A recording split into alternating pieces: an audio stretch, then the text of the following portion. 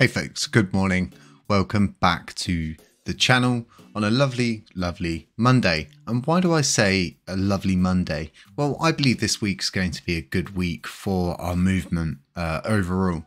Now, Exodus itself is on the cusp of launching land sales, refunds, and exchanges of lands. Now, I've had a lovely call last night with Saint, who's in charge of everything. He's the top of the top guy, and you guys know, as well as anyone else has been here from the beginning, we've really been involved with this project since the get-go, before all of the issues that did arise. But we're here now, and what I can say to you guys is, as we promised in the beginning, they will be utilizing LUNC in the metaverse as a bridged asset.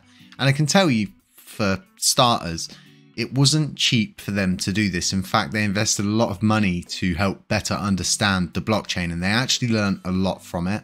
Now, for me, this 100% just signals how much more invested this project actually is into our community. The fact that they are willing to actually just, you know, not look at us as if we're a joke.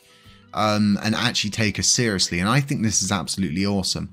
And I've been there to support Saint throughout all of this, and you guys know me, I don't charge a penny for what I do, and I wouldn't accept payments for what I do. All I can tell you is, this week it looks like I'm going to be giving you guys some early access live stream where we'll be, you know, playing a little bit of Exodus for you guys, meeting up with some of the devs in game, and it's going to be absolutely awesome. I say in game, in metaverse, and it's going to be absolutely awesome. And the way that Exodus works is, it should work on the basic of most basic gaming computers, and they've spent a lot of money and time into a system which is pretty much an artificial intelligence, which looks at your system and goes, these are the, you know, settings I'm going to do for it. If you've ever played Skyrim on PC, you would know that the settings are automated. You don't set them. It just looks at your, you know, hardware and assesses what it feels is the best settings for you, being at ultra, you know, medium, high or low.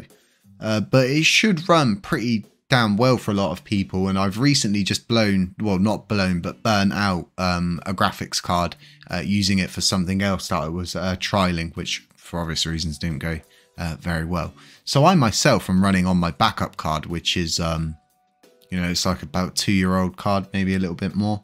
It's still a good card, you know, but compared to the 3080 range. But I was speaking to Saint, and he just said, you know, it's going to run really well. It's well optimized. The way it works as well, from what I can gauge, is it's a very intelligent system, and it's very well built out. And there's always this issue with, is it going to lag? Is there going to be latency issues and stuff like that? And I really just don't think there is going to be. So now what I want to do is move over to the other part of this video, and it being really that Binance themselves are so invested, it seems, in Lunar Classic and USTC, and it seems to me they're betting on it from many aspects, as to which they're actually the only exchange other than Coinin to actually implement a proper burn. I know MEXC have, but it's always been like these periods, set time lengths, not, you know, just a permanent thing that is there. So it's always a wonder to me why we don't work with Binance a little bit more, and it's always something that's raised inside our Telegram group, is the fact that why are we not going to Binance for more help? Why are we not looking for resources from Binance? And I sit and ask myself the same question. Why don't we utilize, you know, Binance's technology, their team, trying to, you know, break a deal with them? But it's all if buts and coconuts, isn't it? But I really think Binance has a bigger role to play in this. And what I want to go over to now is quickly Lunk Penguins. 10 days, 10 hours, all right, guys, until new validators come on board. And you've all witnessed what KuCoin did over, you know, the course of the past few weeks by self-delegating coins to themselves to get a higher voting power, to get rewards out of the Oracle rewards pool and nothing else. Look how many Oracle votes they missed. We done 2 videos, they changed it and voted all of a sudden.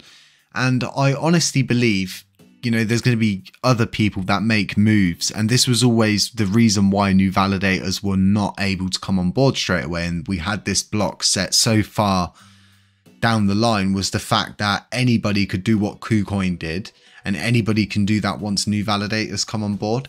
And I've always said that the Binance hot wallet's going to make a move, I believe, once new validators come on board.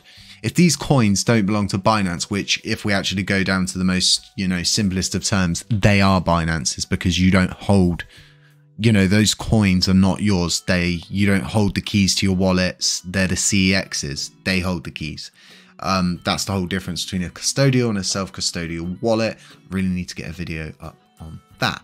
But they've got real heavy investments in this. Regardless, we know some of it's definitely users coins for sure. We just don't know how much is users coins, but I honestly believe we should see big moves coming from this wallet around the time of new validators coming on board, because I just don't see what other purpose for having so many coins in one wallet. I just don't understand. And I've never quite understood why such the centralization of coins on the Binance hot wallet. Why never the addressing of this hot wallet, even now to this day, nearly 5 months down the line, and Binance have never even acknowledged the existence of this wallet. Not even once. You know, the Bitcoin situation that arose where they were accused of, you know, holding, pretty much accused of buying Bitcoin during the dip, and then they said, no, it's not ours, it's users coins. And they just never have ever been called out on this. And it seems to me there's something more to what Binance are up to, and I feel like that what they did was just one huge marketing campaign to keep the eyes on them, make sure they're the center of everything, you know, an SHIT sandwich, so to speak. Lure people in and out, you know, keep people on the edge of their seats. Don't give them too much information, but just keep them there and then come in to save a day, i.e. create a problem and then provide a solution, that kind of theory. But honestly, I believe that Binance could provide so much more for our movement, for our blockchain, for the technology and the devs. Like, they're such a huge company. They do such amazing things. And I'm pretty sure if CZ Binance knew that the Terra Rebels developers were struggling for, you know, computers, infrastructure, money and stuff like that, I'm sure they would help. Like, you just need to reach out to them. We have the voices to do this, and maybe it's something that the community maybe needs to reach out and say, look, we want you. We don't want these other projects, but we want you. We don't want these other CXs. We want you. And I guess that's kind of on us, the community, to decide those things, being decentralized and everything, right? Guys, have a really nice Monday. Like I said, it's going to be a good week.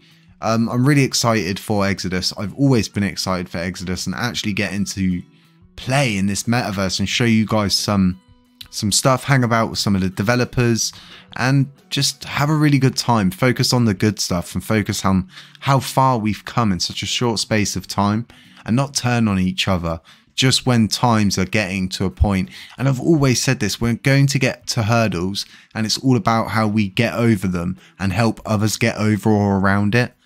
So just always trying to be more or less the voice of reason here, and just trying to keep us on track. And guys, stay safe, okay? There's a lot of scammers out there. Beware of doppelgangers. Beware of anyone pretending to be me. And I'll catch you in the next one. Ciao.